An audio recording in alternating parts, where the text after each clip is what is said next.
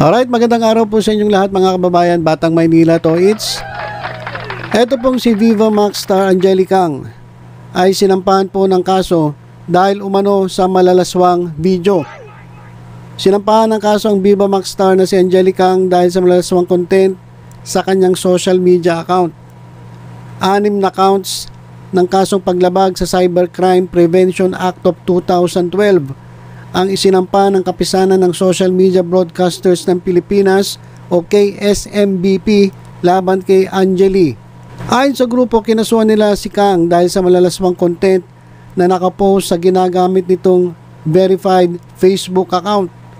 Ayon sa abogado ng grupo na si Atty. Mark Tolentino, hindi lang isa kundi maraming lewd contents ang nakita nila sa social media account ni Kang. Nagdudulot umano ito ng hindi magandang impluwensya sa mga kabataan. Din ng grupo walang puwang sa makabagong panahon ng maling paggamit sa social media platforms, lalo na't may access ang mga kabataan sa mga content sa internet. Ayan po mga kababayan, nasampahan po ng kaso 6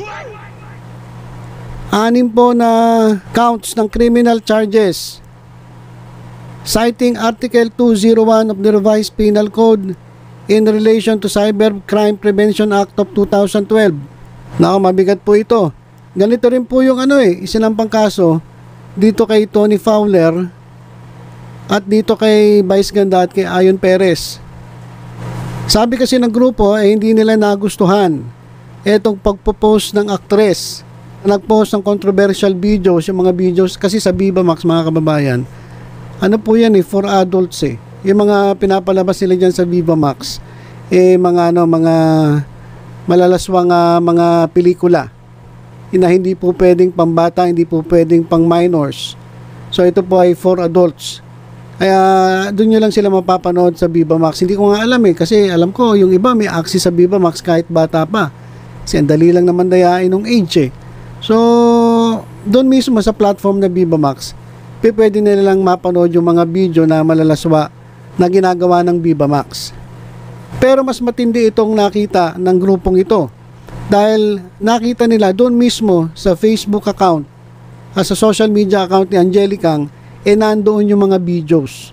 So malamang yung mga videos doon yung mga trailer, yung mga cutscenes doon sa pelikulang pinapalabas sa Viva Max. So ang sabi nila itong ginawa ni Angelicang ay labag sa batas. Kasi maraming makakita ng video doon sa kanyang account Ayon kay Tolentino, yon ang dahilan. Kaya nila sinampahan ng kaso. 6 na bilang ng kasong kriminal sa Pasay City Prosecutor's Office. Laban nga dito sa actress. So medyo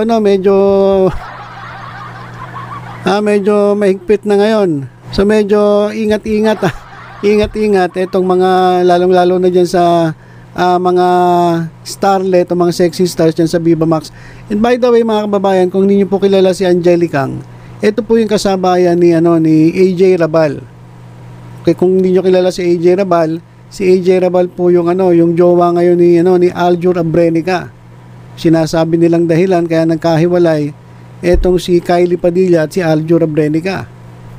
Siguro napanood ni Aljur sa Viva Max at nagustuhan kaya so yun po si Angelicang at marami pa sila marami na tong grupo na to kung dati nauso yung mga soft drinks yung mga di ba merong mga Sarsi Manuel mga kung ano mga pangalan ng soft drinks mga sexy star yun dito naman nauso na sa Viva Max. So hindi ko kilala yung iba basta ito lang natatandaan ko to si AJ Rabal. Pero marami po sila. So okay lang naman kasi yung palabas na yun na may palabas dun sa platform nila. Ang problema kasi, ipinost niya dun sa kanyang social media account yung ilang mga cut dun sa video na malaswa. So yan yung nakita na itong social media broadcasters ng Pilipinas Incorporated. At ayon sa kanila mga kababayan meron pa raw 3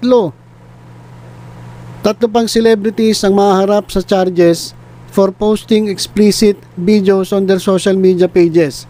Hindi natin alam kung sino-sino yan, pero malamang baka miyembro rin ito ng Viva Max. Kasi parang ipinopromote nila yun dun sa kanilang mga accounts. So nagpo-post sila ng video ng mga trailer. So yun siguro yung nakita ng grupo.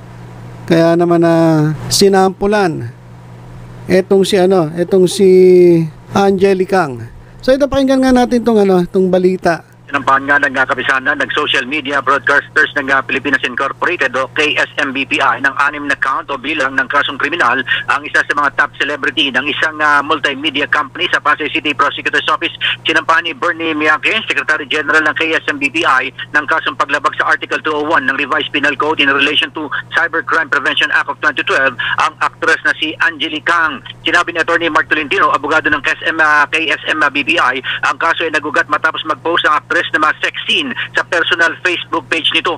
Hindi na gusto na samahan ang ginawa ng actress na mag-post ng girl-to-girl sexual act sa mismong Facebook page nito na verified at open to public, bukod pa sa madaling ma-access ng mga minor de edad.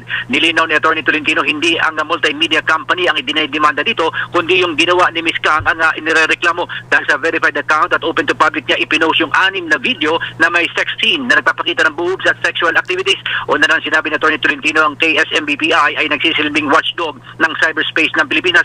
Sa susunod na linggo, 3 pang celebrity ang kakasuhan dahil sa pag-post ng malalaswang content sa kanilang FB page. So yun po yung nakita ng KSMBPI. Nag-post pala to si Angelic Ang nung girl-to-girl na video. Sabi ko nga po sa inyo, mga sex scenes po yun galing dun sa pelikula nila sa Viva Max. So, ayun yung mali ayon sa KSMBPI. Hindi naman nila nirereklamo yung Viva Max mismo. Ang nirereklamo nila yung ginawa ni Angelic Ang na nag-post doon sa kanyang Facebook account at ipinost yung video ng sex scenes doon sa pelikula. So yun po yung mali. Kaya meron pa raw 3. Abangan natin kung sino pa yung 3 na susunod na masasampahan din ng kaso ng social media broadcasters ng Pilipinas Incorporated.